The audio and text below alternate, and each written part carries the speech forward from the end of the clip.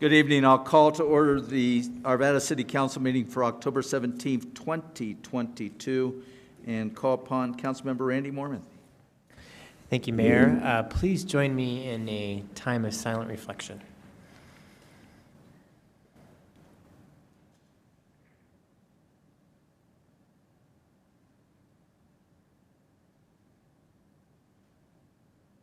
Now please join me and stand in for the Pledge of Allegiance. I pledge allegiance to the flag of the United States of America and to the republic for which it stands, one nation, under God, indivisible, with liberty and justice for all. Kristen Rush, if you'll do the roll call. Mayor Williams. Here. Mayor Pro Tem Jones. Here. Councilmember Pfeiffer. Here. Councilmember Marriott. Here. Councilmember Mormon. Here. Councilmember Simpson. Here. Councilmember Smith. Here. Next, we have our approval of the minutes of October 3rd. Do we have any changes or corrections? Not seeing any requests for that. We will approve them as they are presented. Tonight, we have a rather unique and special honor. So if I could call Craig Smith to the podium.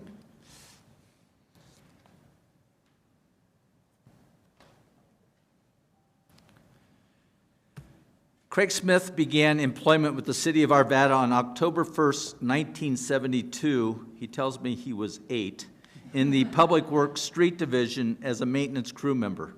For 28 years, Craig worked on the asphalt crew, paving streets, patching water break repairs, fixing potholes, and otherwise repairing our streets.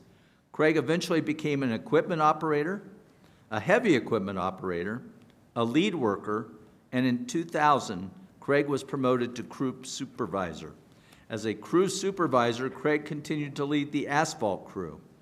As a result of Craig's 28 years of experience at that point, Craig gained a significant amount of experience and knowledge of asphalt and is considered an expert in paving operations.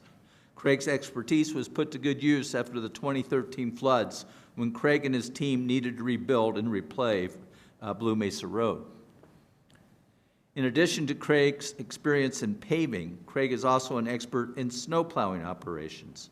One of Craig's fondest memories of snow plowing operations occurred during the 1982 Christmas blizzard, which resulted in the plow teams needing to perform several weeks of snow removal.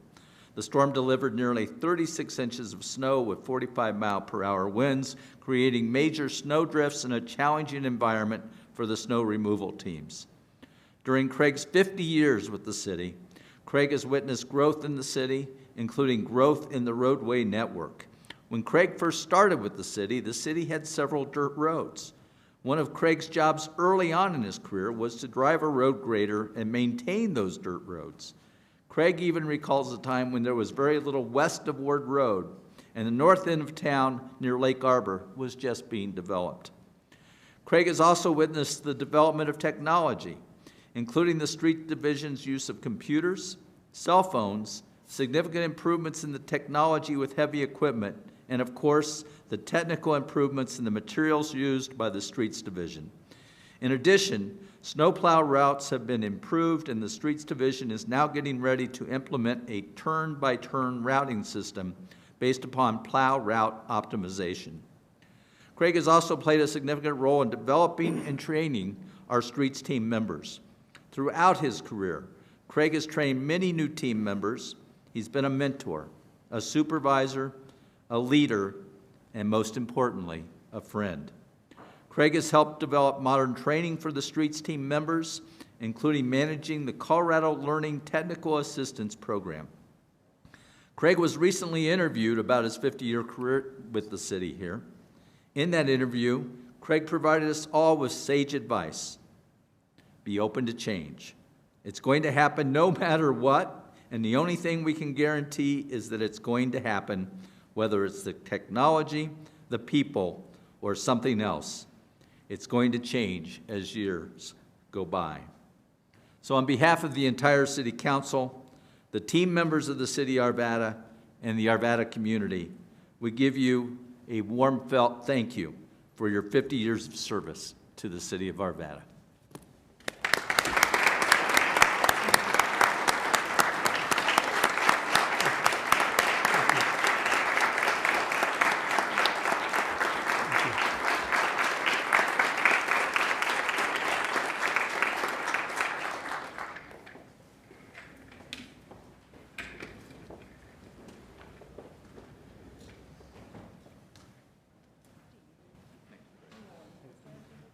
Make a few words? Okay, you bet. Happy to do that. Very nice. Before you get started, they want to get an official picture there. Great. Thank you very much. I'd like to thank the council, Mayor Williams, for your kind remarks in acknowledging my career with the city. I did not expect this at all. Sounds pretty good when you say it all the way you did, Mr. Mayor. I'd like to take a moment just to acknowledge, the people I've worked with over the years, the city manager's office, for their leadership, Public Works Department, and particularly the Streets Division, that they're the ones that did the things that made me look good. They're the ones that worked with me so that I could stay here as long as I have. And more than anything, I want to thank my family, my wife, my children, for supporting me over the years. Without them, I'd been gone a long time ago. So thank you very much, Council and City of Arvada. Thank you, Craig.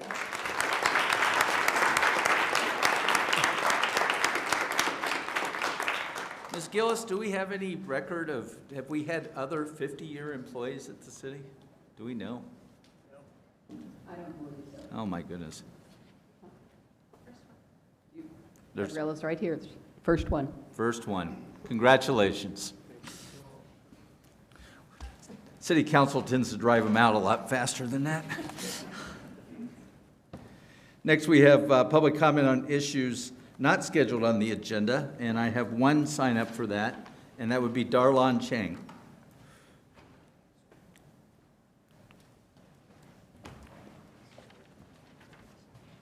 Good evening. Good evening, City Council members. I'm Darlon Chang at 6876 Juniper Court in Arvada, and I'm here to thank you for including the Senior Sustainability Coordinator role in the 2023 budget. I'm very encouraged that Arvada will hire a coordinator soon so that SR6 in the City Council strategic plan will be achieved in 2023, which is, I quote, by December 2023, community resilience and sustainability plans will be updated and implemented. The hiring of a sustainability coordinator is M6A, and the update of the Sustain Arvada plan is M6D. To me, these actions couldn't be more urgent, as sustaining the quality of life in our beautiful city depends on infrastructure decisions in the next couple of years. I know very well what unsustainable infrastructure looks like, as I worked for 15 years in the oil and gas industry, and I played a key role in engineering unsustainable drilling programs for hydraulically fractured fossil gas wells that could not sustain peak production for more than a few years. Landscapes were devastated and the health of local residents was put at risk so that thousands of hydraulically fractured fossil gas wells could be drilled to equal what a single conventional fossil gas well could produce over decades of peak production. The motivation for such unsustainable drilling and fracking was to get people hooked on fossil gas pipelines and infrastructure for at least 30 years, even though fossil gas prices would skyrocket over that time frame, as we're seeing now. That I played a part in getting people hooked on fossil gas weighs heavily on my conscience, as I explained in my interview for the PBS Frontline series, The Power of Big Oil. I moved my family from Houston to Arvada to start over both personally and professionally. The Geos neighborhood I moved into had no gas pipelines, yet the original developer had to get special permission from the city to build homes without any need for fossil gas. Having no need for gas pipelines in our neighborhoods needs to become much more common for our city to be sustainable. Otherwise, residents will struggle with skyrocketing fossil gas energy bills and more frequent droughts and wildfires threatening our beautiful parks and homes. My daughter and I were devastated to see the smoke plumes from the Marshall Fire just before New Year's Eve.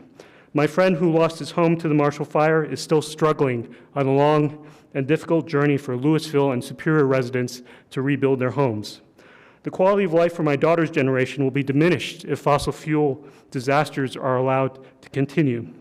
It is for these very personal reasons that I'm here tonight to thank you from the bottom of my heart for including the Senior Sustainability Coordinator position in the 2023 budget. I ask that you support the new Sustainability Coordinator by providing sufficient funding for the update of the Sustain Arvada Plan in M6D. Thank you. Thank you, sir. I do have one other public comment that's not on the, for item not on the agenda. Doug, is it Raish? Yes, sir.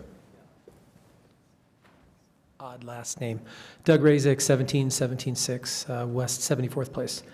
So a month ago, I was here, and I was speaking on another issue, and I was surprised to see some ladies step up. You might remember me. They had gun control shirts on, something like that, and I gave up and said a few words. So I'd like to reiterate and expand. So doing a little research, the city of Superior and some other locales have enacted gun control ordinances beyond what the state's rules are, and they have been sued in federal court, and a judge granted a temporary injunction against their ordinances and laws. The lawsuits are now being held separate, so each city has to defend its own law itself. So I'm asking you, as servants of the city, do not get us entwined in federal lawsuits, please. There are cities facing those lawsuits already. Let those play out first and foremost. And it's ironic, too. We honored Craig, I think his name was, for his wonderful 50 years of service to the city. That's the role of this city, is to do things like that, not entangle us in federal lawsuits over gun control. So please keep in mind that you are servants for all of the people. We don't want this lawfare here. That's all I have to say. Thank you. Thank you, sir. Do we have anybody else that would like to address City Council on a matter that's not on the agenda? Seeing none, I'll close that public comment portion and move on. We have a few items on the consent agenda tonight. The first is a resolution adopting the amended administrative fee schedule for building safety division permits and services pursuant to Chapter 18 Buildings and Building Regulations of the Arvada City Code. Second is a resolution adopting the amended fee schedule for land use pursuant to Chapter 74 Planning and Development of the Arvada City Code. Third one's a resolution adopting the amended fee schedule for rights-of-way work permits and services pursuant to Chapter 78 Public Works of the Arvada City Code. And the final consent agenda item tonight is a resolution authorizing a wireless communications site lease agreement by and between the City of Arvada and T-Mobile West LLC. Mr. Marriott. Thank you, Your Honor. I move that consent agenda items R 22-084 through 22-087 all be approved. Motions for approval of the consent agenda. All votes are cast. That passes 7-0. Thank you. Next, we have three resolutions tonight. The first resolution is R 22-088, a resolution authorizing acceptance of the Colorado Region 8 opioid intergovernmental agreement with Adams County and other participating local governments within Adams County for the establishment of the Region 8 Regional Council and related duties as required by the Colorado Opioids Memorandum of Understanding signed October 18th, 2021. Ms. Gillis? Members of Council, in September of 2021, opioid manufacturers and distributors agreed to settle claims and litigation with 42 states in association with the adverse impact of the opioid crisis. On October 18, 2021, the mayor signed the Colorado Opioid Settlement Memorandum of Understanding drafted by the Colorado Attorney General.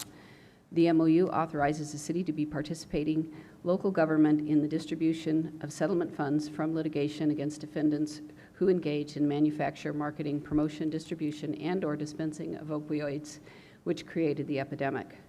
Pursuant to the MOU, the next step in the regional collaborative process is to organize all participating local governments into regions. Each region is charged with creating processes and procedures for requesting and allocating opioid settlement funds.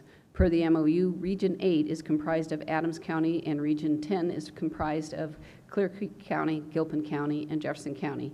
As Arvada is located in both Jefferson County and Adams County, Arvada is a member of Region 8 and Region 10. The city, through an IGA with Region 10 and participating local governments, entered into the Colorado Regional Intergovernmental agreement for Region 10 on or about June 6th of 2022. The Arvada team recommends City Council approve R-22-088, a resolution authorizing acceptance of Colorado Region 8 opioid intergovernmental agreement with Adams and other participating local governments within Adams County for the establishment of the Region 8 Regional Council and related duties as required by the Colorado Opioids Memorandum of Understanding signed on October 18th, 2021. Open up to City Council question or action. Ms. Smith, you may proceed. All right, I move that R-22-088, a resolution authorizing acceptance of the Colorado Region 8 opioid intergovernmental agreement with Adams County and other participating local governments within Adams County for the establishment of the Region 8 Regional Council and related duties as required by the Colorado Opioids Memorandum of Understanding signed October 18th, 2021, be approved. Motions for approval. All votes are cast. Speaking to this, I am fortunate enough to be the Jeffco Mayor's representative to the Region 10 task force on this. We've had several meetings already. I think there's going to be some really creative ideas in terms of how we use these funds to address not only opioid but also other drug usage issues. So with that, all votes are cast and it passes 7-0. Thank you.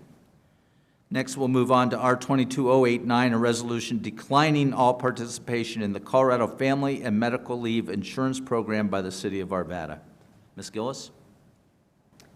The Arvada team is recommending to decline participation in the family, and in lieu of participation, alternative actions will be taken by the city that will provide equal or greater benefits to employees. Council, you received a presentation on this recommendation on October 3rd. The Arvada team recommends that City Council approve R-22-089, a resolution declining all participation in Colorado Family, Medical, and Leave Insurance Program. Ms. Morris, is this one where we need to open it up to city employees if they have any comments or wish to make any comments on this? I don't believe the law actually requires that. What we're required to do is to send out notice to employees prior to taking this vote and then collecting employee comments. I'll defer to Gabriella Balmer for sure, but my understanding is that we did not receive any comments in response to that communication. Thank you, Ms. Balmer. Mr. Mormon, you're first. Thank you, Mayor. I do have some questions, maybe for Ms. Balmer.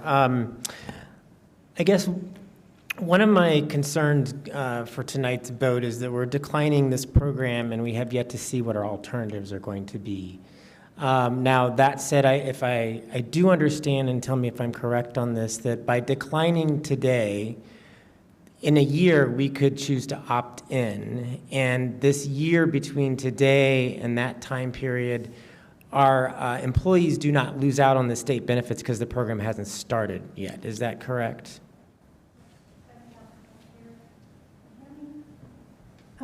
Yes, in the October 10th workshop, we did present the 3 alternatives we're researching, which include our own internal family medical program that will mirror or be better than the family program, or a short-term disability program, or just enhancing our own paid sick leave programs. So those are the things we will enhance in this coming year and bring to you the final results. And you are correct, we can opt in the subsequent year. Okay. And a follow-up question then is, what about the savings that we could have dealing with the leave wages? Because then, as I understand, the state's going to pay for that if we choose to opt in. So have we had a chance to kind of look at and calculate what those savings, potential savings to the city could have been if we had opted in and the state was paying for those leave wages?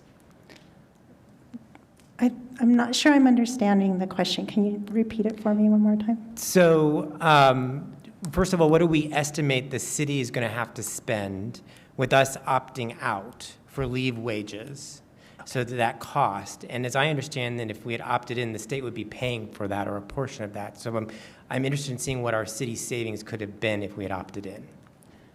Okay, the cost to the city to participate is estimated on gross wages. Mm-hmm. We estimate the first year would be $330,000, if my memory serves. We don't have an estimate on what the usage, if we opt in, because it really is dependent on the usage. So what we do know is that the 3 alternatives we're working on internally are all expected to cost the city less than participation. Right, and I'm also asking that you factor in, though, if you can come up with an estimate of what the leave cost is going to be from the leave wages that we would be paying out in our own program, that the state would be paying instead. Do you see what I'm asking? Yes, I do see what you're Okay. asking. I'm not prepared with an answer tonight. Right.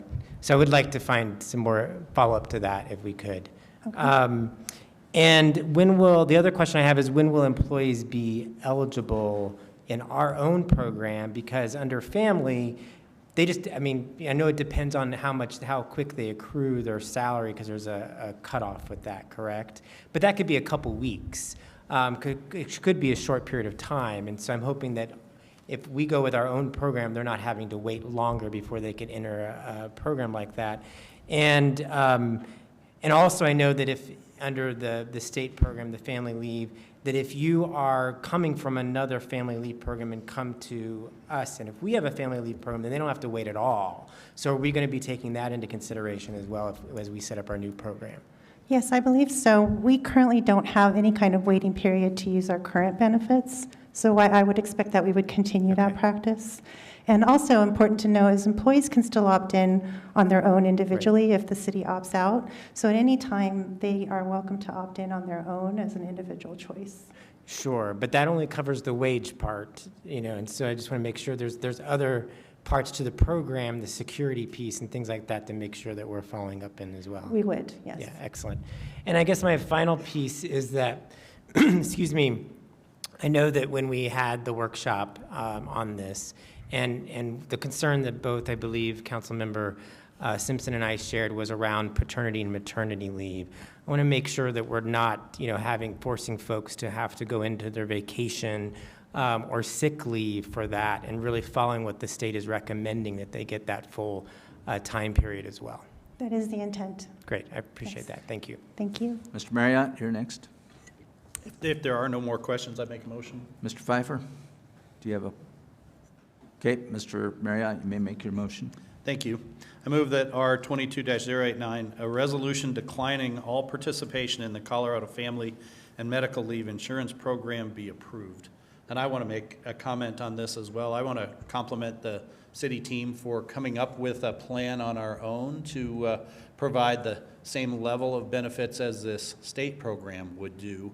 The good news about us being able to do it on our own and opt out of the state program is the costs are much more well-known and controllable than the state program, which, depending on whose estimates you go, may be sufficient or may be underfunded by more than half or more. So this at least puts some assurity for the next few years with the cost to the city. So for that, I'll be voting yes. Mr. Pfeiffer, did you wish to speak to the motion? I would. Appreciate the team putting it together. I think the direction we're taking, the team is going to be cost benefit both for the city and the employees in the long run. I mean, obviously, I think there's benefits to short-term disability and all these other options. That gives us an opportunity to explore those options and come up with Arvada spin on our benefits. Because if any of us who've been around when we brought in our in-house, our health, and did our own thing, it was nothing but success. And I believe in the team, and I know the team will pull through again. And because of that success, we haven't had raises in our premiums for how many years now? 3, 4? 4 now.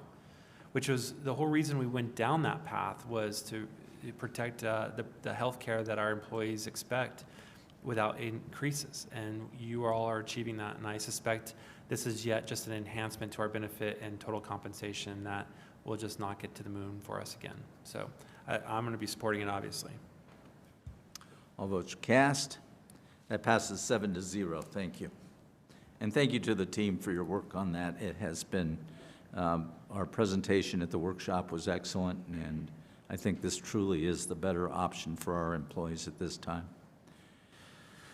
Next, we have R 22-090, a resolution of the City of Arvada declaring its intention to apply to the Colorado Department of Local Affairs, also known as DOLA, for an allocation of private activity bond cap from DOLA's current statewide balance and to issue or otherwise support the issuance of private activity bonds in the aggregate principal amount of not to exceed $7 million for the purpose of financing a portion of the costs of the acquisition, construction, and equipping of an approximately 260-unit affordable housing facility to be known as Marshall Point Apartments for the benefit of the inhabitants of the city of Arvada, Colorado. Ms. Gillis? Council, Lincoln Avenue Capital is requesting financial assistance from the City of Arvada in the form of private activity bonds to support its Marshall Point Apartments. Marshall Point Apartments has proposed 260 units affordable housing project located on 4.36 acres at 5190 Marshall Street. This project proposes a unit mix of 149 one-bedroom units, 84 two-bedroom units, and 27 three-bedroom units. The Colorado Department of Local Affairs, DOLA, is accepting applications for its PAB's statewide pool, and the deadline to apply is November 1st, 2022. Lincoln Avenue Capital is requesting that the City of Arvada submit an application for PABs to DOLA. Very good. The Arvada team recommends approval. Thank you. Ms. Simpson? All right, thank you, Mayor. So I'll make the motion and then I'll speak to the motion. So first, I move that R22-090, a resolution of the City of Arvada declaring its intention to apply to the Colorado Department of Local Affairs, DOLA, for an allocation of private activity bonds, CAP, from DOLA's current statewide balance and to issue or otherwise support the issuance of private activity bonds in the aggregate principal amount not to exceed $7 million for the purpose of financing a portion of the cost of the acquisition, construction, and equipping of approximately 260-unit affordable housing facility to be known as Marshall Point Apartments for the benefit of the inhabitants of the City of Arvada, Colorado, be approved. And while I'll speak to the motion, I'm very supportive of this project and have been for some time. It's come before us before. Some would recall we approved a very similar project about 18 months ago. That project fell through because they could not get the private activity bonds. And so a different developer has come in, one that actually specializes exclusively in affordable housing. They redesigned the project. It's frankly more beautiful and even better fit for the neighborhood. I'm very excited about it. We have a very small number of truly affordable units for low-income residents in this city. This helps us with workforce housing. They've got a number of units available for small family and even slightly larger family units. So this would be great. It brings a lot of units at the 30% median income level, and the rest are set at 60%, which is excellent. So I will be enthusiastically supporting this motion and hope the state chooses to as well. Motions for approval? All votes cast. That passes 7-0. Thank you. Next, we have ordinances on first reading. Mr. Mayor Pro Tem. Thank you, Your Honor.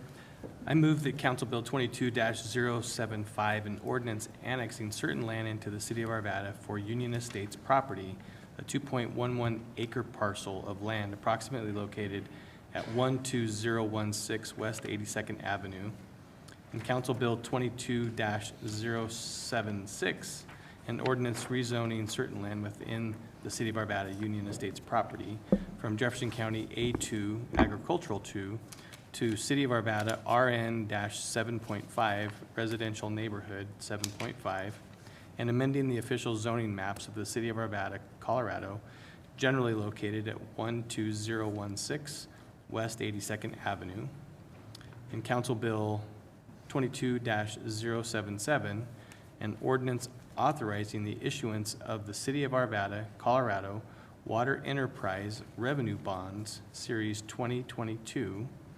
And finally, Council Bill 22-078, an ordinance authorizing the issuance of the City of Arvada, Colorado Wastewater Enterprise Revenue Bonds, Series 2022, to all be approved on first reading, ordered, published in full, and a public hearing date set for November 7th, 2022 at 6:15 p.m.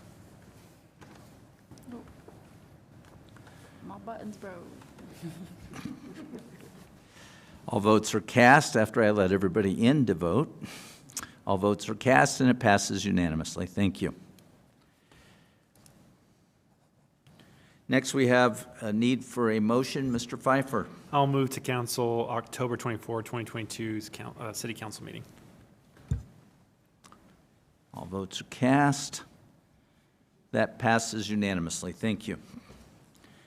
Okay, now we can move into public hearings. I'll open the public hearing on Council Bill 22069, an ordinance amending various sections of Chapter 102 Utilities of the Arvada City Code pertaining to water user rates and bi-monthly service charges. Ms. Gillis. Council, the Utilities Department is proposing to increase in-city water rates by 12.3% and single-family bi-monthly service fees by $4 for 2023. This will increase typical in-city single-family water bill by $76 per year or $6.33 per month. The 2023 budget for the water system operations includes an increase of 15% in Denver water rates, increasing personnel cost, infrastructure reinvestment, and vendor services and supplies. It also includes costs for new engineering and operations positions and equipment. In anticipation of issuing bonds for infrastructure later in 2022, the proposed increase also includes funding for a bond payment. Overall operational costs are expected to increase by $4,260,500 in 2023. The average in-city water increase over the past 5 years has been 3.5%. The bi-monthly service fee was last adjusted in 2022 for the first time since 2009. There are several pressures that are driving significantly higher rate increases for 2023. The primary contributor is the cost increase in 2023 is the recommended issuance of the $50 million bond later in 2022. The bond will support reinvestment in critical water infrastructure, including treatment plant filter upgrades. The next significant cost driver for the water system operations budget is Denver Water, which provides the majority of the city's raw water supply. Denver Water has announced the increase of 15% for raw water customers in 2023. There is an urgency to reinvest in aging water infrastructure, especially the city's 2 water treatment facilities, so we can ensure reliable level of service for the community.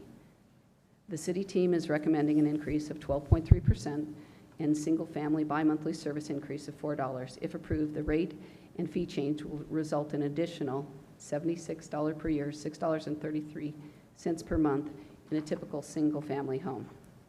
The Arvada team recommends City Council approve Council Bill 22-069. As this is a public hearing, I'll open it up to public comment. I do have Mindy Moore signed up to speak on this. You swear? No, but it's a not quasi-judicial, so you can lie to us if you want to, but I know you won't. Good evening. I'm speaking, Mindy Moore, 7030 Sims Street. I'm speaking in support of the proposed rate and fee increases for drinking water and also wastewater and system development charges or TAP fees. These increases are needed, as we just heard, first because of our aging infrastructure, because of increased operational costs. We heard about the increase in raw water rates from Denver Water, costs of treatment chemicals, materials, et cetera. And in order to make the new growth in our city mostly pay for itself. For example, our main drinking water plant, the Ralston Treatment Plant, is the city's full-time workhorse and was built in the 1960s. That's the middle of the last century. That's when Craig Smith started working here. I had the privilege of touring the Ralston plant and saw some of the outdated equipment, like controllers where you can't even find replacement parts on the market anymore. Our city's water team does a fantastic job in maintaining everything, but nothing lasts forever. And this is a common problem with many communities in our country. Over the years for my work, I inspected water plants across the West and have seen issues that occur when infrastructure is not maintained. I know that our Arvada residents want to have clean and reliable water. We've all heard what happens when infrastructure is not taken care of, whether it's in Jackson, Mississippi, or like in today's news, Colorado City, Colorado, with unsafe water. Similar issues exist with our wastewater infrastructure. The North Trunk sewer line is at risk of failure in several spots, which could cause sewer backups into people's homes, businesses, and onto our neighborhood streets. That would be devastating. and far more expensive to clean and fix after the fact rather than fixing it now. I'm very glad that Utility Director Sharon Israel and the entire utility team worked so hard to keep our city's essential services running, and thank them for asking for these very thoughtful, phased-in, and necessary increases. I urge the council to approve the proposals being discussed this evening. Thank you. Thank you. Is there anybody else that would like to address us regarding the water rates? Seeing none, I'll close the public comment portion, open up for city council questions or actions.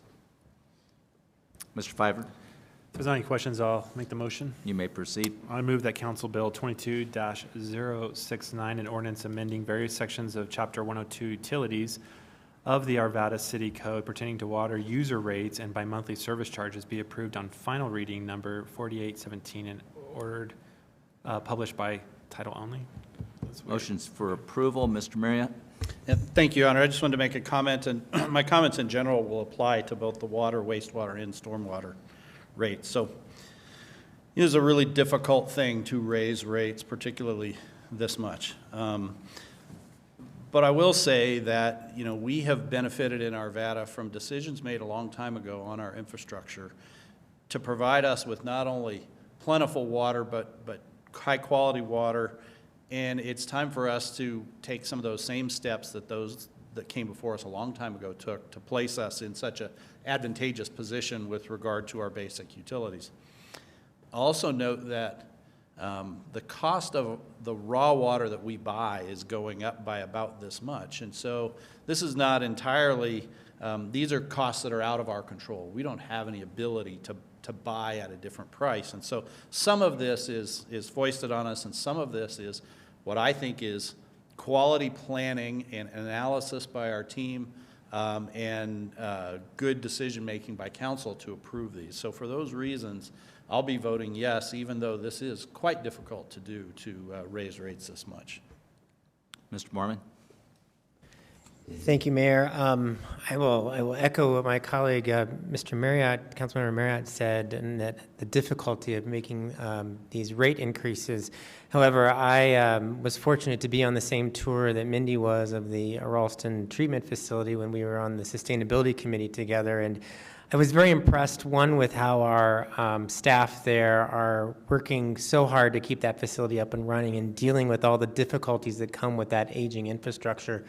And then I was also very stricken by just the aging of the infrastructure and how we're really kind of like teetering on the edge, so to speak. And I know that the 2013 flood put us very close to the brink of having some serious system failures, and we just can't afford to have to be that close again to those kind of challenges.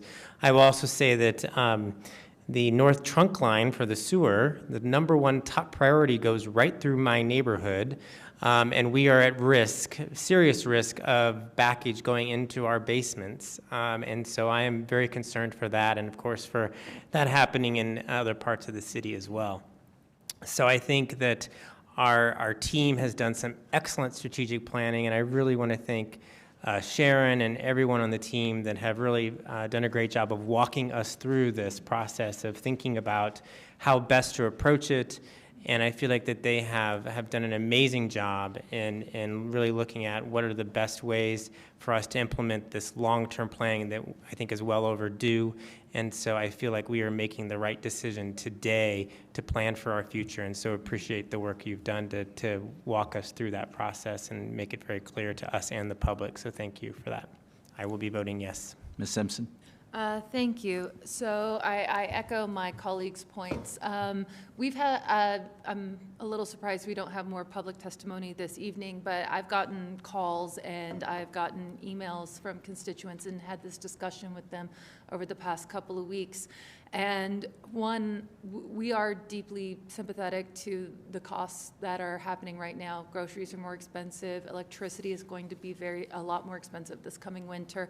Fuel is more expensive. So we understand it's harder. Every little bite at the apple feels like a pretty hard bite sometimes. So in a little bit, hopefully we'll find an opportunity for Ms. Israel to walk us through some of the options we have for low-income residents who are struggling with their water bills. we do have city programs available to assist residents, and I encourage anyone who is feeling that pain to take advantage of those. We have lots of resources, and we are happy to work with you. We do not want to turn off people's water, and we don't turn off people's water. So be assured. Other things, a lot of people were concerned that it's the density and the development, and if we just use smarter water practices, we wouldn't have to do this. That's not it. We have to replace infrastructure that is just past its useful end of life. It's too old, and just like with our houses, sometimes appliances age out and they have to be changed.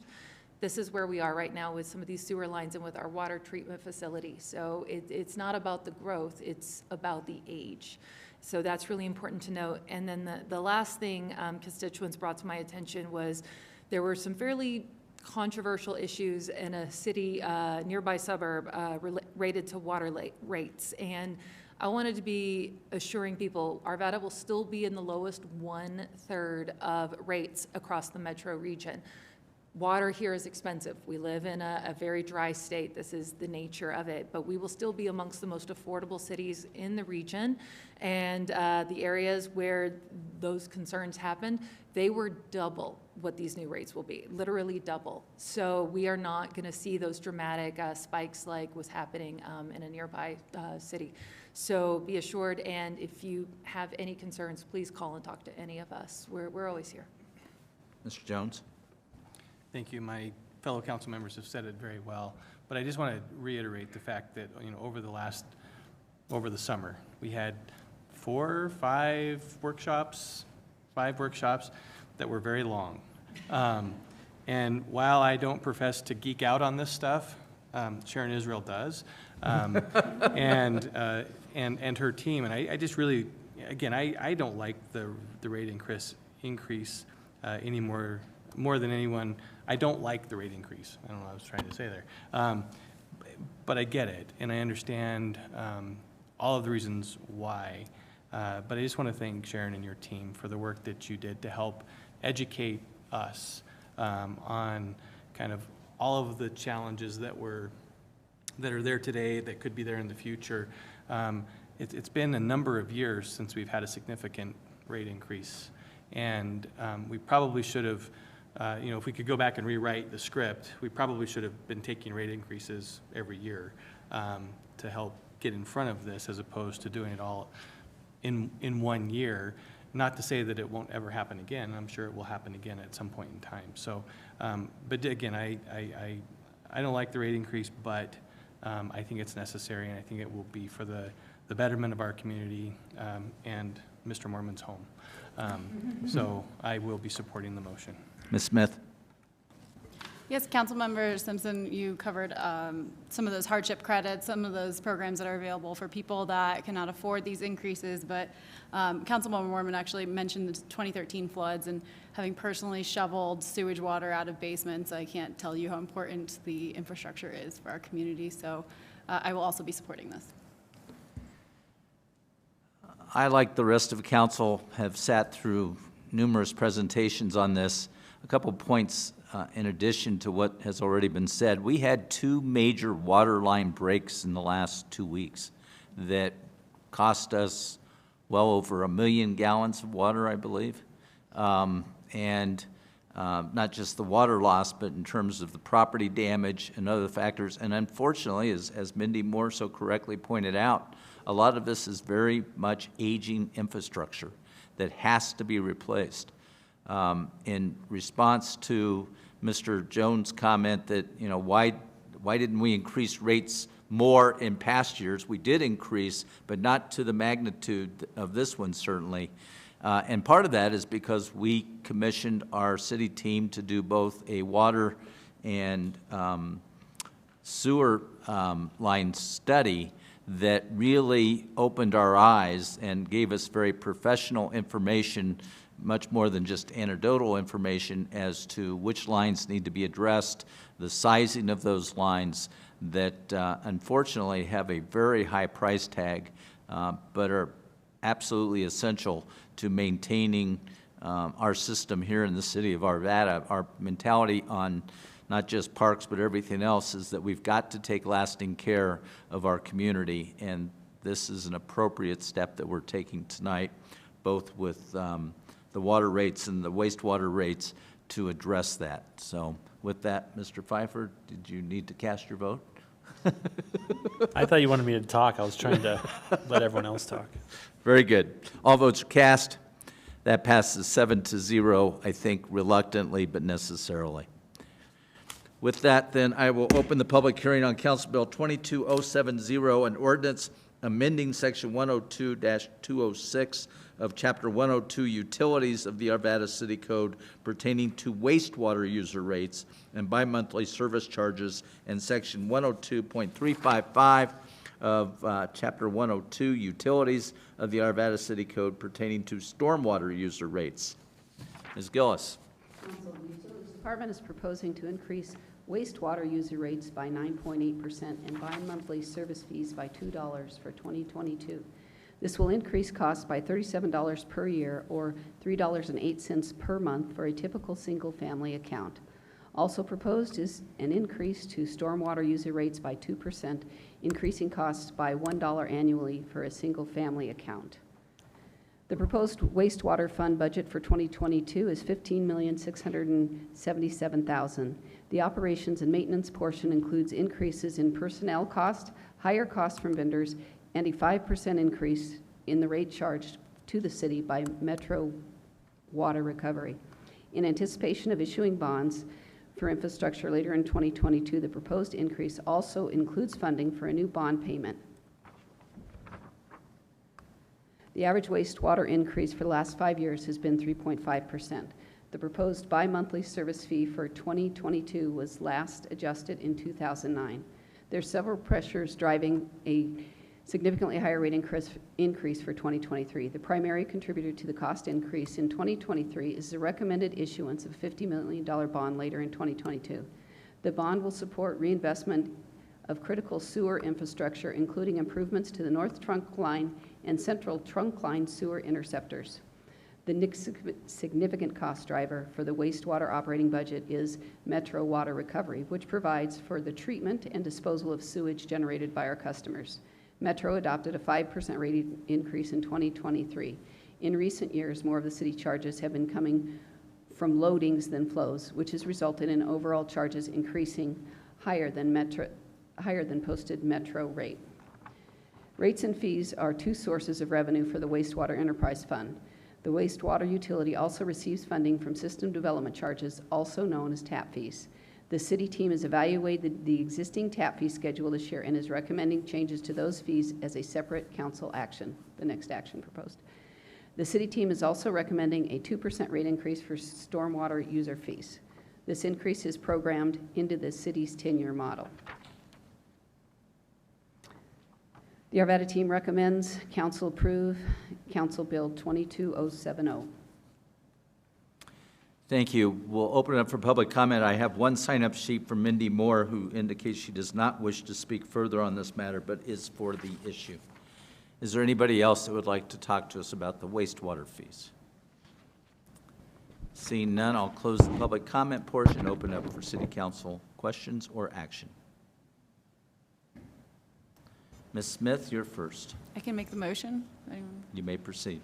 All right, I move that CB 22-070, an ordinance amending Section 102-206 of Chapter 102, Utilities of the Arvada City Code pertaining to wastewater user rates and bi-monthly service charges, and Section 102-355 of Chapter 102, Utilities of the Arvada City Code pertaining to stormwater user rates be approved on final reading, numbered 4818, and ordered published by title only.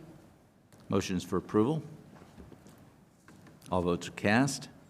That passes 7-0. Thank you, and I'm sure the council's comments on the first item carry over to the second item as well.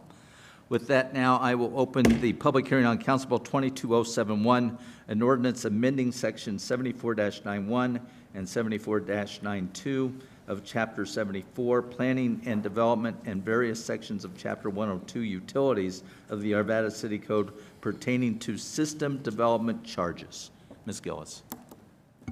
Council, the city's infrastructure work system continues to prepare for investments in operations and infrastructure as part of our ongoing commitment to continue to provide reliable water, sewer, and stormwater drainage services to the community.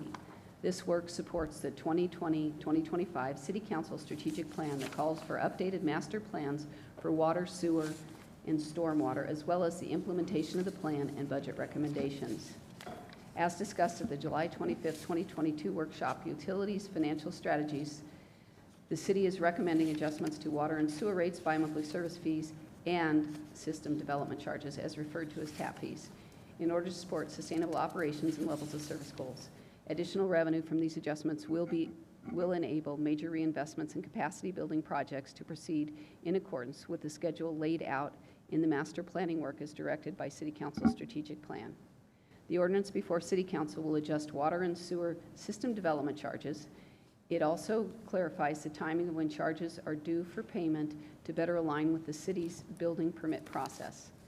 The updated water system development charge for a single-family home is proposed to increase from $19,700 to $38,600.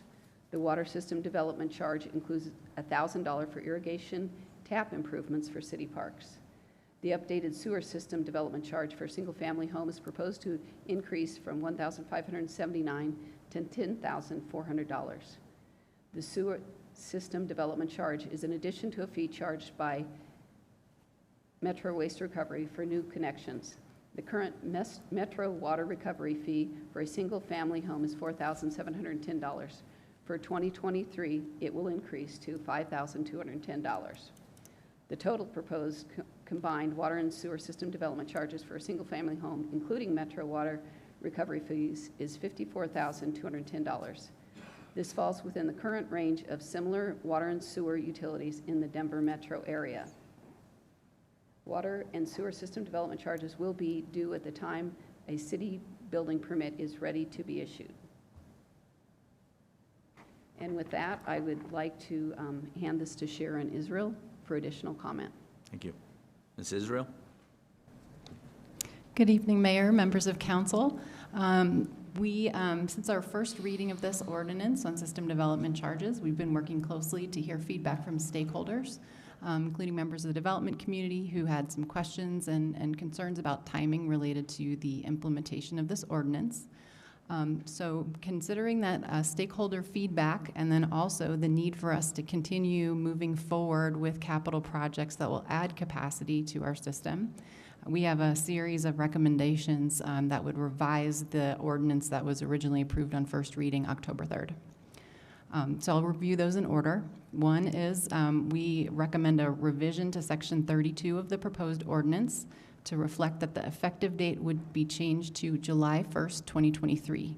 So that is moving the proposed effective date from January 1st to July 1st of next year. We included an additional clause that clarifies that these fees are not intended to apply to any application which qualifies as a quote, complete application under the Arvada City Code. And what that does is it does help us align closely with state statute and with certainly the intent of the revision to the ordinance that aligns with the building permit timing. There is a revision to the ordinance that would also clarify that the city's methodology considers contributed assets as part of the system development charge calculation. And what that means in practice is that as we were developing the recommended system development charges, we considered all of the assets that were contributed to the city free of charge. So if you can imagine a subdivision, for example, the developer will build, construct water lines, convey them at no cost to the city. This is also in alignment with state statute and it's our practice, but we did add a clarifying language to the ordinance to consider that clarification. And then one final comment is we are recommending changing the language to broaden council's discretion to waive or reduce system development charges for wastewater. The current code already allows City Council to consider reducing water system development charges if it's in the best interest of the city. And so this would expand Council's discretion to also have that same consideration for sewer charges. So again, we've been hearing stakeholder input. We think that it's very important to support the development community. We believe that the capacity-related projects identified in our master planning are part of that, and there is an urgency to move forward. As we talked about in previous workshops, the sewer, for example, the north and central trunk lines are nearing capacity in places, and we need to spend some money to increase the capacity so we can continue to support plan development. So by passing this ordinance on second reading with the proposed changes, what we would be able to do is continue to support the bonds that were voted on first reading tonight. We would be able to continue to support the capacity-related projects that would continue to, again, support plan development in the community. And I'll make a note here before we go into public comment that I'm going to encourage an additional motion after this motion to address the timing of when the TAP fees, or I'm sorry, the system development fees can be paid that won't be tied to construction of foundations. So we'll address that after we address this current issue. So with that, we have several people who have signed up. Mark D. Benedictus indicated that he does not wish to speak but is against the issue. Mindy Moore does not wish to speak but is for the issue. Maureen Fair, who always has something to say, will address us now.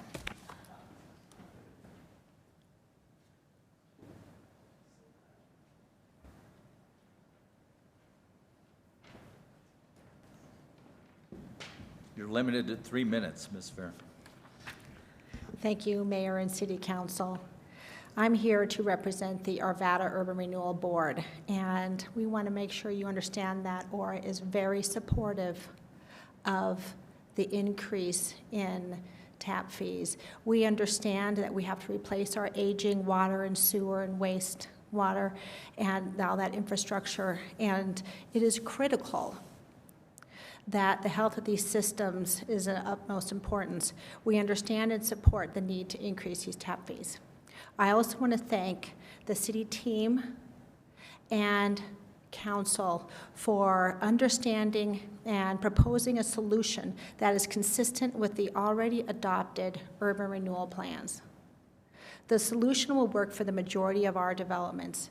Those that it doesn't, ORA will work with them on an individual basis to try and help them. Again, I want to thank you so much for your efforts to find a solution. Because of you, the Ralston Creek area will be totally transformed in the next few years, with the addition of 700 units of housing of a variety of types. We're going to have apartments, townhomes, affordable housing, addressing a full spectrum of price points, from rents as low as 30% of the area median income to both rental and for sale units. And in addition, we have 15,000 square feet of new commercial and the newly named Garrison Garden Paseo. So thank you, council, and thank you, staff. Mr. Loftus?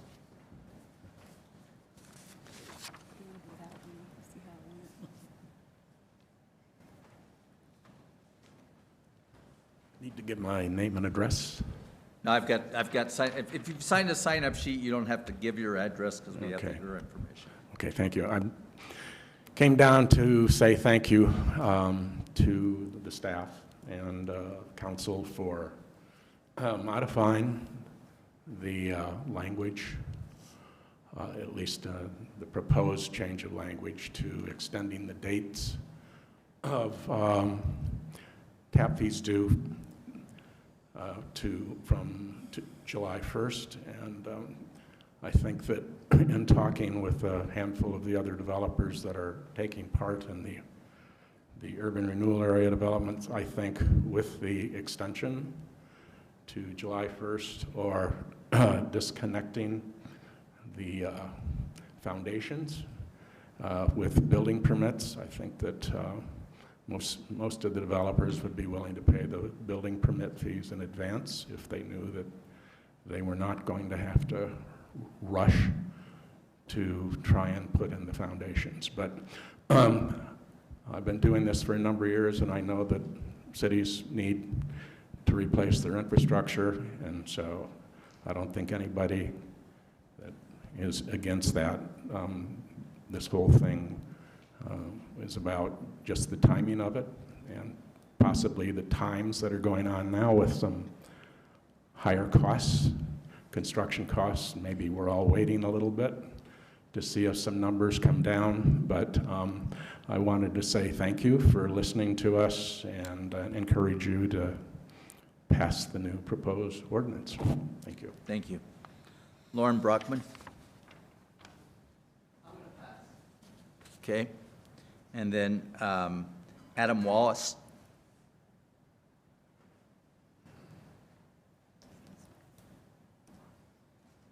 Hello, members of City Council.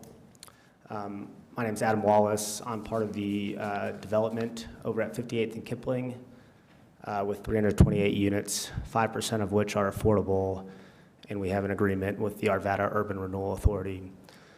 I too would like to thank city staff.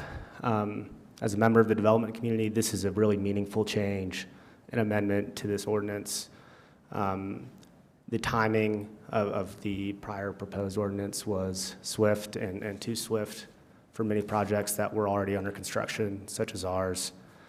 This is an extremely meaningful change for us and will allow us to continue with our project and continue to remediate an otherwise blighted area. Thank you very much.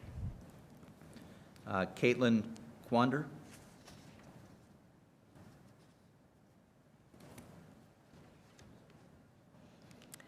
Good evening, Council. Caitlin Quander. I'm a land use attorney at Brownstein, and here also with Morgan Ralston Creek representing them. So I won't repeat what Adam just shared, but they give a little more about the project. They're redeveloping the former vacant Kmart at 58th Avenue into a mixed-use development. As he mentioned, 328 residential units, 5% of which are affordable, and 10,000 square feet of new commercial.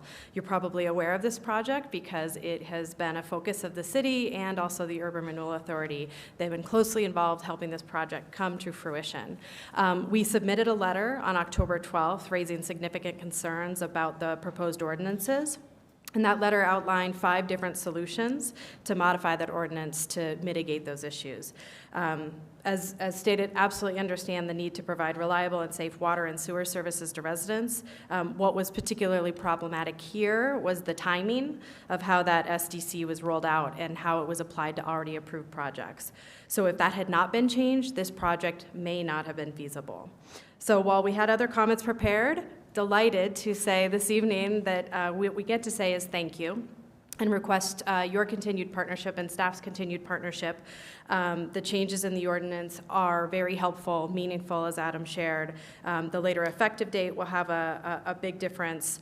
And also want to just call out and ask that the city ensure that it promptly take up what we understand to be a following planned ordinance to make that tap fee timing and the ability to prepay that at issuance of building permits clearer with kind of foundation versus building permit timing.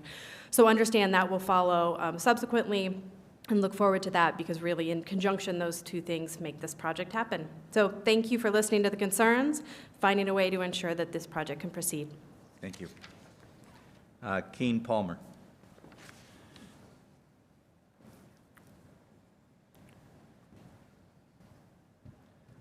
Hi, good evening. I just want to reiterate what was said by everyone else.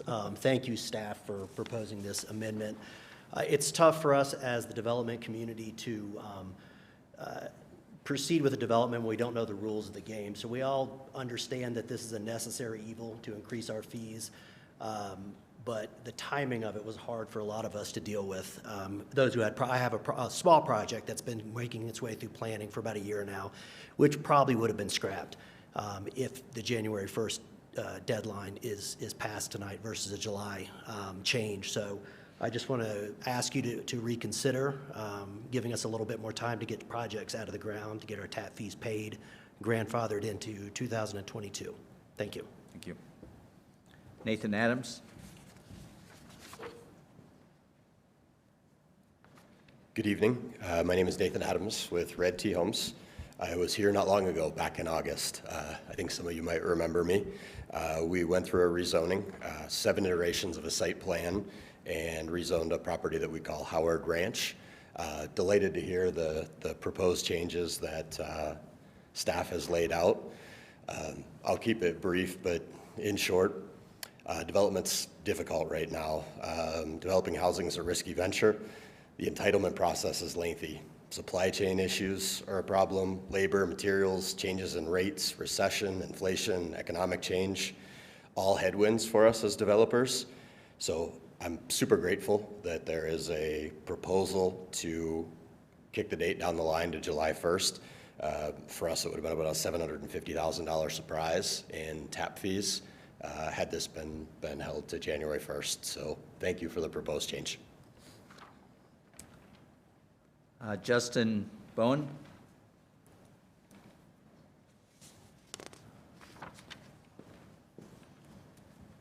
All right, first-time speaker, by the way. Good evening, and thank you so much for listening and for the opportunity to speak tonight. I'm Justin Bohm. I'm here representing my company and a couple of my partners. We all are Jefferson County residents, and one of my partners lives in Arvada. In the past 3 years, my partners and I have purchased 3 different properties in Arvada. They're all infill projects, and we have up to 27 units based on the current zoning. Our first project we applied for in 2020, in October of 2020. We are currently have foundational approvals, and we're working through the getting full permits based on the fire lane requirements from Arvada Fire. We have a second project that was submitted for application in May of 2021 with the, we're almost through planning. We're about ready to pull foundation permits, so thank you so much for pushing back the date past the January 1st. We have a third project that we're submitting for planning in the next few months. We currently have 3 areas that are severely impacting development. Some have been mentioned before. In the last 6 months, the housing market has significantly taken a downturn as far as like that we haven't seen since recession of 2008. In the last 6 months, the Fed rate has climbed to the highest rate since the 1980s.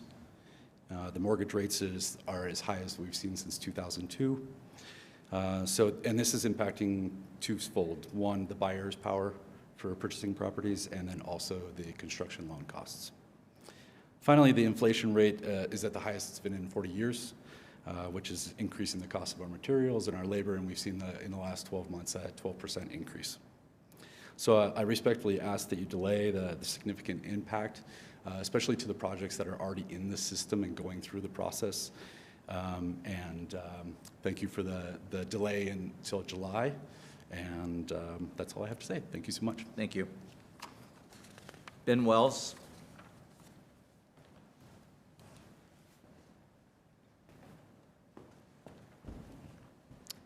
Good evening. Thank you for letting me speak today. I'm here on behalf of the Home Builders Association of Metro Denver, and I will also look to keep it brief. But we really appreciate the outreach that was done by Ms. Israel to talk with us and have a stakeholder meeting last week. And we also very much appreciate the pushback to July. But we also, this increase will drastically increase the prices of homes, even moving beyond into July. And so we ask for a delay on the vote, mainly just to continue the stakeholder process and look for other ways, perhaps a phased-in approach, so that they're not happening all at once, because the overall increase of about $28,000 is significant and will definitely price people out of the market. So again, I ask just for a delay on the vote and for a continued stakeholder process. Thank you. Thank you. Is there anybody else that would like to address City Council? Yes, sir.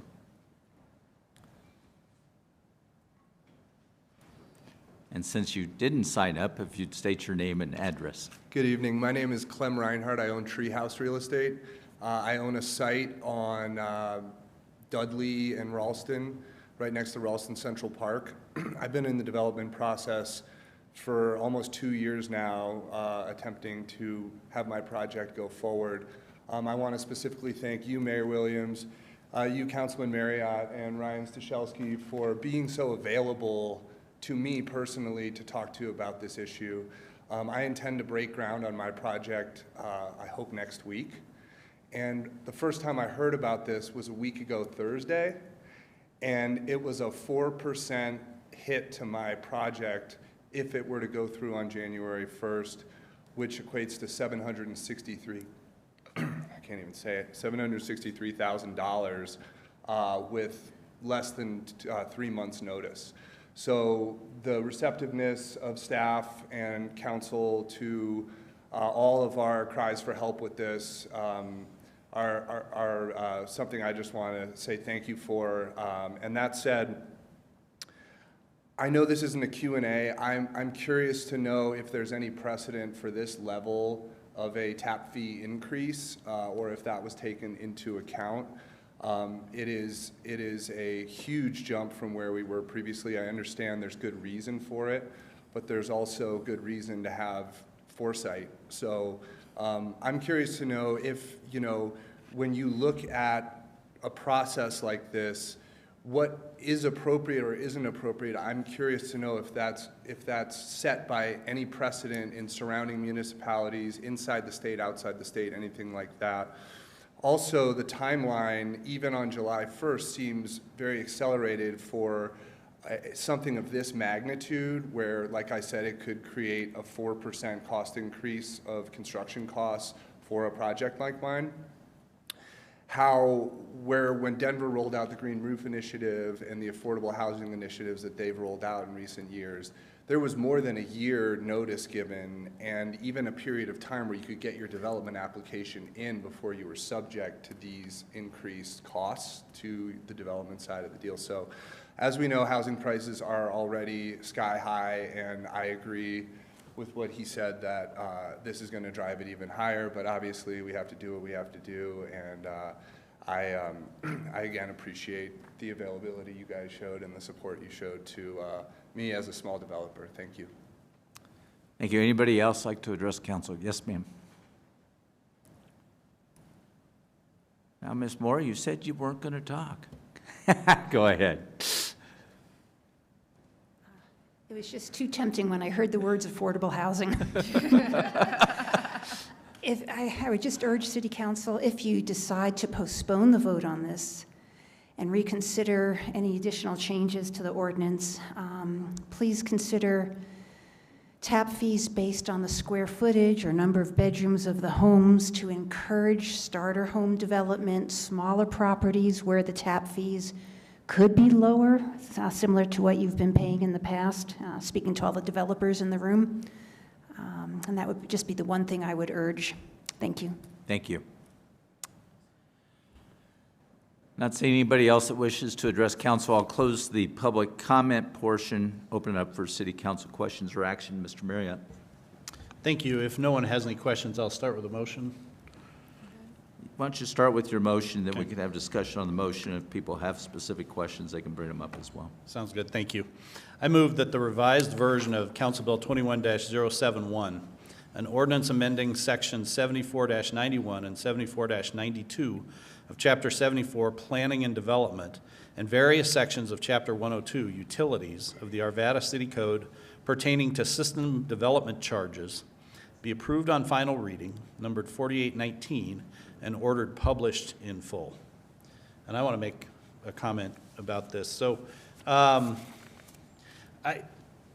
worry about this as well as rates, these changes. However, again, we've spent about a year really delving into whether this is necessary or not. The reality is it's absolutely necessary. We have a plan in place.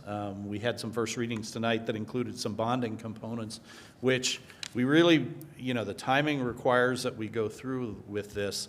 And so I think I want to compliment both my fellow council for being willing to listen to our development community, as well as our team for listening and coming up with what looks like a really workable situation to me, which is to give some enhanced time for the developments that are already in process, that are already moving along, to have the surety that they had when they applied, work on the rules that they knew they would, but yet not delay putting these new system development charges in place. If we delay putting them in place, it impacts our whole plan to be able to take care of our water, wastewater, and stormwater systems. So I think this is a good compromise. I think I heard it tonight from the people who made public comment. By and large, they were thinking this was a reasonable accommodation for them, and I think it is too. And so for those reasons, I'll certainly be voting yes. Ms. Simpson? Thank you. Just to echo Councilmember Marriott's words. Yes, huge thanks to Ms. Israel. So I myself, Ms. Smith knows we were talking about, I was racking my brain earlier this week about a kind of amendment we could do to make everyone happy. Thank you for taking that off my plate, that I didn't have to think of that. I really appreciate it. And so, yeah, I'm very happy we were able to find a compromise solution. I do understand for housing costs into the future that this is a significant impact, and so we will continue to work on ways we can bring the cost of housing down in projects. We invite all of you to work with us on that and to be our partners for those solutions. You're the experts, and we're enthusiastic to work with you to come up with those solutions. So with that, I'll also be supporting the motion. Mr. Pfeiffer? Yeah, I think we've enjoyed having our rates, and we just said it earlier. Gosh, we were probably the bottom 3 suburb in the metro for decades in regards to rates and fees. And we've been prided ourselves on the foresight of our predecessors up here. And unfortunately, we've discovered that we need to continue investing. And if we do not invest in our system and grow the capacity, all of you are not going to get permits because we can't help you. So it's kind of the chicken and the egg kind of problem we're having right now. So I think this is good middle ground to find the ability to get the capacity so we can give you permits to build, because if we don't have the capacity, you're not getting the permits. I mean, that's the evil of it. So I think this is good middle ground. I think when we first saw these fees, I think I can speak for most of us, our jaws dropped. We didn't want to see that happen because we enjoyed being on the bottom third of the cheapest water and sewer and wastewater for decades. Unfortunately, we have to cross this path, and thank you, Sharon, for taking us on a sewer tour. I think that was interesting. It's a T-shirt that's coming out soon. But I mean, that really highlighted the urgency to this, and I think we need. It's not sexy. You've all heard me. Things that are underground are just not sexy work. It's expensive. Utilities are expensive.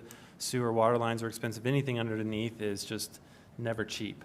So that being said, I support where we're going. I appreciate, too, because the mayor and I did speak a little bit last week, that if I didn't hear anything that behooved us to move forward, I was going to ask for continuation. And so I'm glad, just like Ms. Simpson and Ms. Smith said, you kind of did some of this work for us to kind of find some middle ground there. I am happy that we will make a motion, right, Mayor? The second part, to instruct the staff to come back with a revision to delay or change the way that fees can be collected prior to July 1.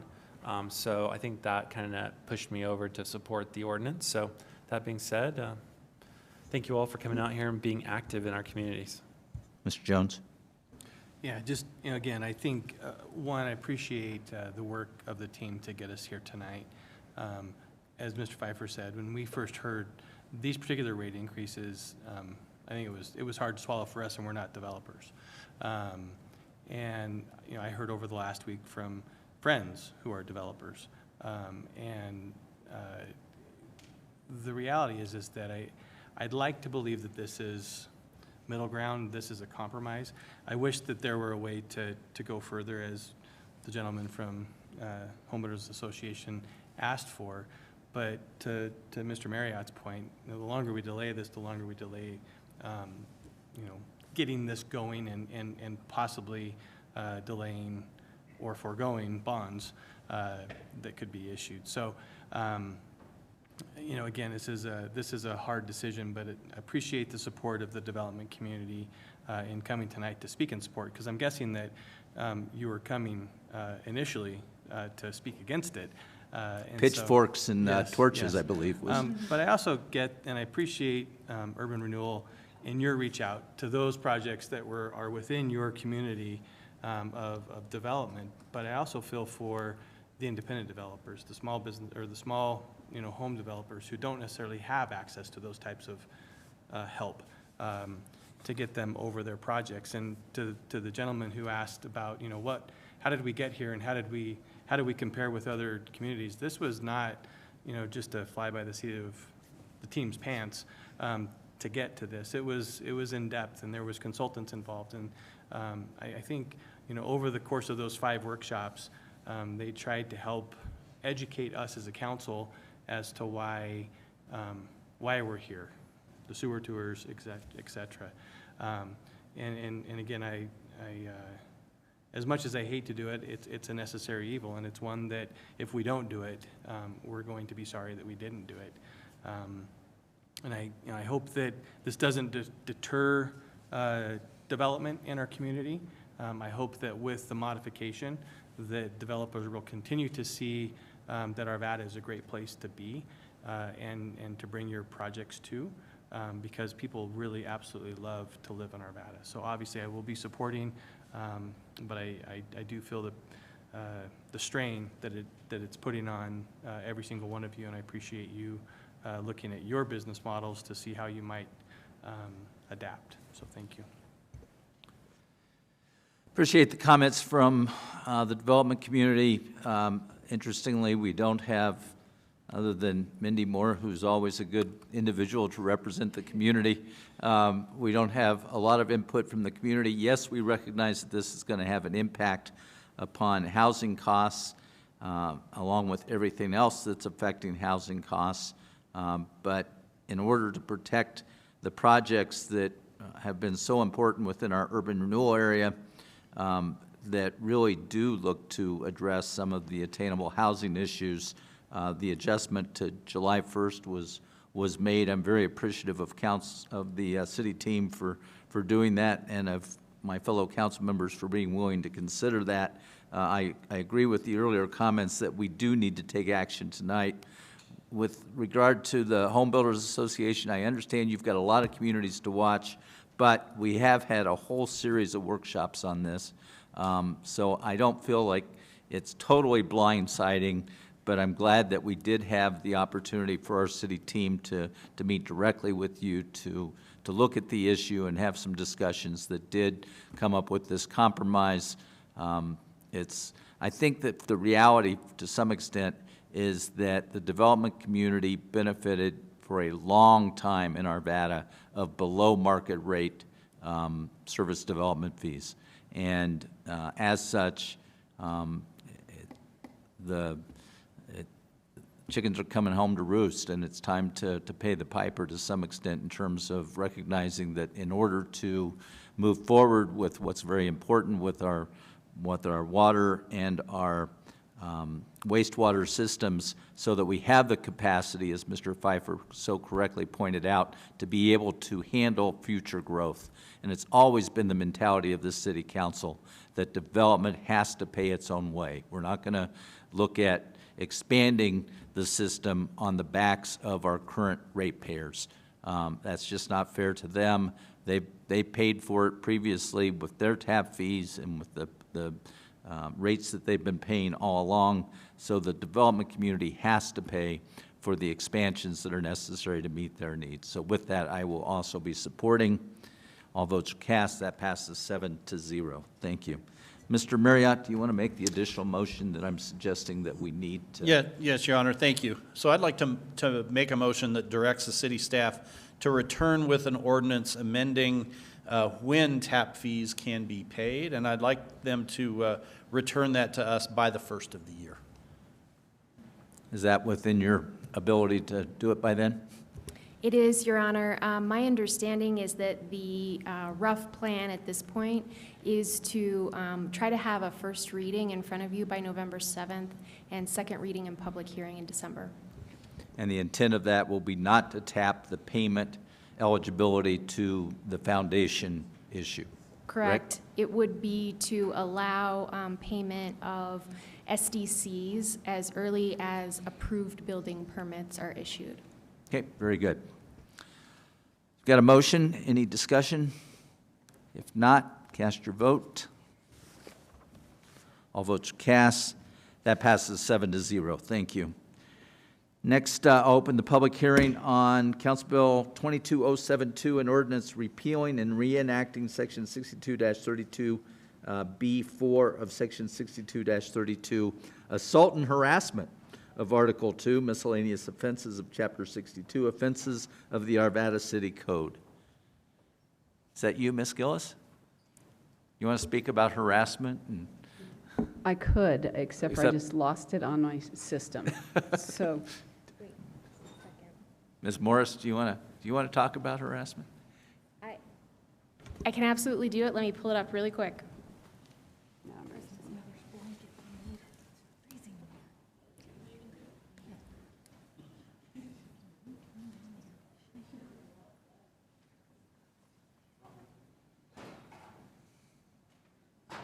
Okay, I am ready. Go ahead. The Colorado Supreme Court recently reviewed a subsection of the state's harassment statute and determined that the phrase intended to harass, as used in that subsection, was overbroad and vague.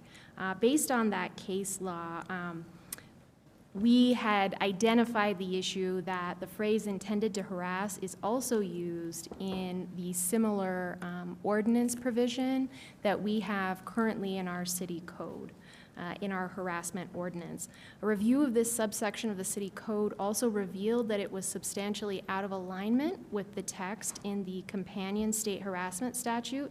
So city team members are recommending conforming our ordinance with the existing state harassment statute by repealing and reenacting this entire section.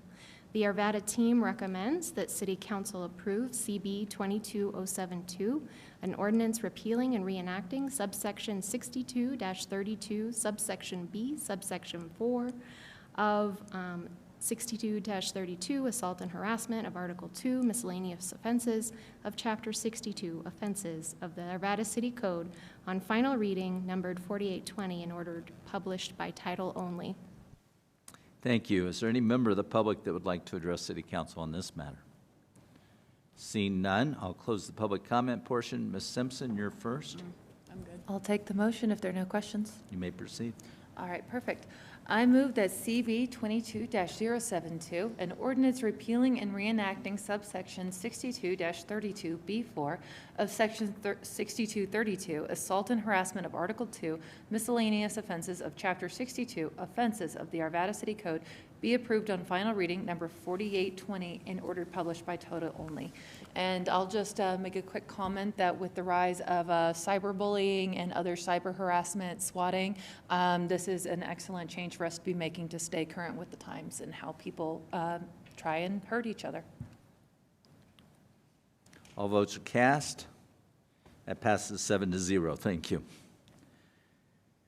Next, I'll open the public hearing on Council Bill 22073, an ordinance certifying the City of Arvada mill levy for 2022 for the Board of County Commissioners for Jefferson and Adams counties. Ms. Gillis? the purpose of this amendment is to certify city's mill levy for valuation for the year 2022. The 2023 proposed budget estimates $8,152,193 will be collected in 2023 based on a mill levy of 4.31 mills with the assessed value of $2,017,550,342 for Jefferson County and $61,755,720 for Adams County. There's no change in the mill levy from the previous year. This mill levy will be used to assess property within the city for taxes to be collected in 2023 for the year of 2022. The Arvada team recommends City Council approve CB 22-073. Thank you. Is there any member of the public that would like to address City Council on this? Seeing none, I'll close the public comment portion. Open it up for City Council questions or action. Mr. Marriott. Thank you, Your Honor. Move that Council Bill CB 22-073, an ordinance certifying the City of Arvada mill levy for 2022 for the Board of County Commissioners for Jefferson and Adams County be approved on final reading, numbered 4821, and ordered published by title only. Motions for approval. Ms. Simpson, thank you. All votes cast. That passes 7-0. Thank you. And I will now open the public hearing for the last item on tonight's public hearing agenda, Council Bill 22074, an ordinance appropriating funds for fiscal year 2023. Same time, we'll consider R22091, a resolution adopting the budget for fiscal year 2023, and R22092, a resolution adopting the 2023 Capital Improvement Fund budget and allocating for specific projects in 2023, and R22093, a resolution adopting the pay plan for fiscal year 2023. Ms. Gillis. Members of council, we've had several workshops ahead of this ordinance. So ordinance number, Council Bill 22074, is the final reading of the budget appropriation ordinance. Pursuant to Section 10.4 of the Home Rule Charter, the council shall adopt an ordinance for the annual appropriation. The total ordinance is in the amount of $359,784,184. The Arvada team recommends City Council approve Council Bill 22-074. Is there anybody that would like to address City Council on this item? Seeing none, I'll close the public comment portion, open it up for City Council questions or action. Mr. Pfeiffer, you're first. No go for it, Lisa. Sure. All right.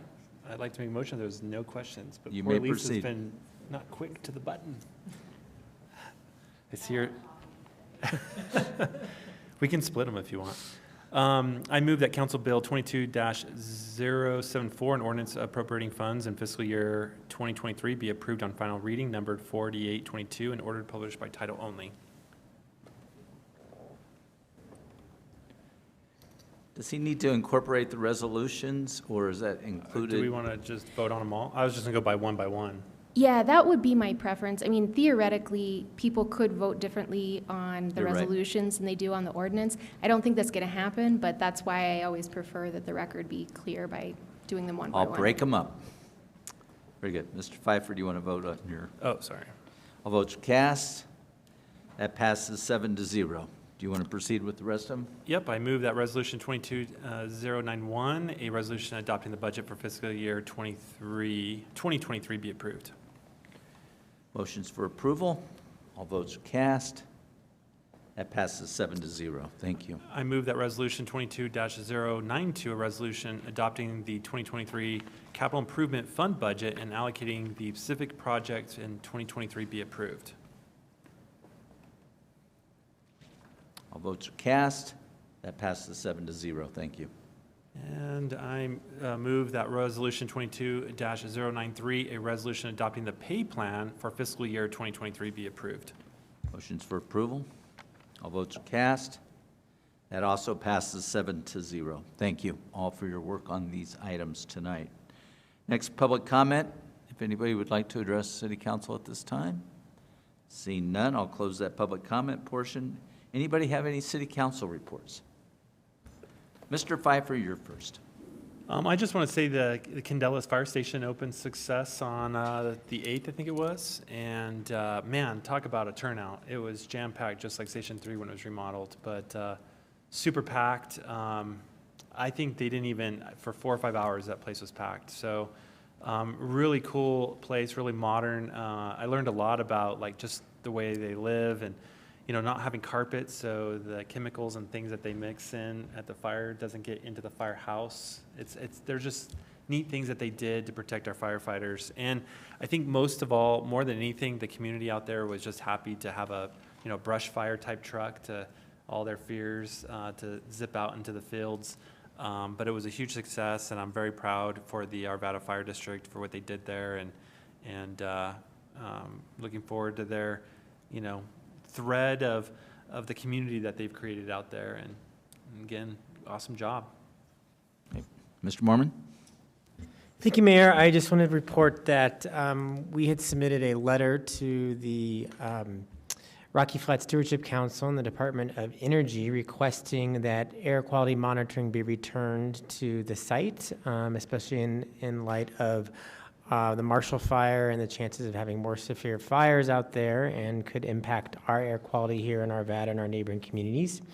And so there will be a meeting now. We've been notified on November 14th that I'll be attending with the city team to hopefully be advocating and successfully getting those air monitors in place. Thank you. Ms. Simpson?